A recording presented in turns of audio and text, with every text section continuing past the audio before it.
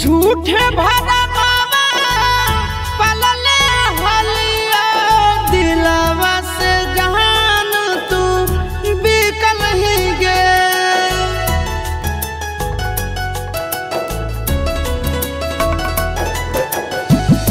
झूठे भरा मामा पलले हलिया दिलवा से जहान तू बिकल ही गे। सही कहला कौले एगो फकीरवा तू नहीं तकदीरवा में लिखल ही गे।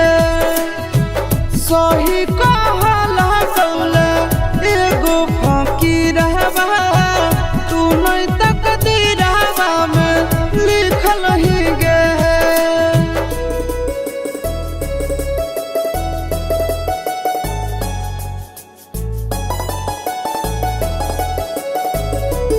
Music by Tinku Tufan.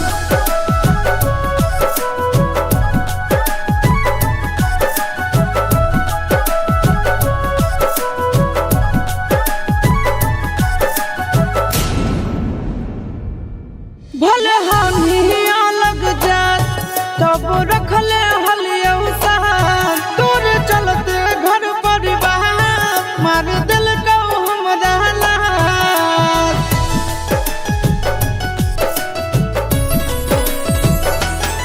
भले हानि दोसर जात तब रखले हलिया साथ तोर चलते घर परिवार मार दिल को हमरा लात। कैसे बर्बाद केकरा करल जाए लइके से जहान का तू सीखल ही गे। सही कहला कौले एगो फकीरवा तू नहीं तकदीरवा में लिखल ही गे। सही कहला कौले एगो फकीरवा तू नहीं तकदीरवा में लिखल ही गे।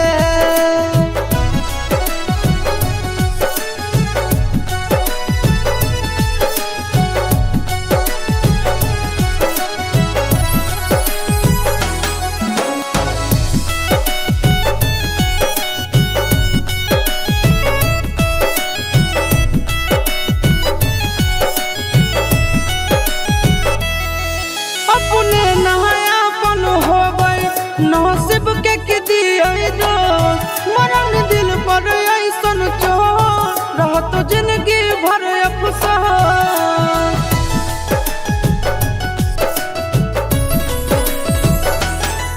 अपने नहायापन होबै नसीब के की दिए दो मरन दिल पर ऐसन चोर रहत जिंदगी भर अफसोस।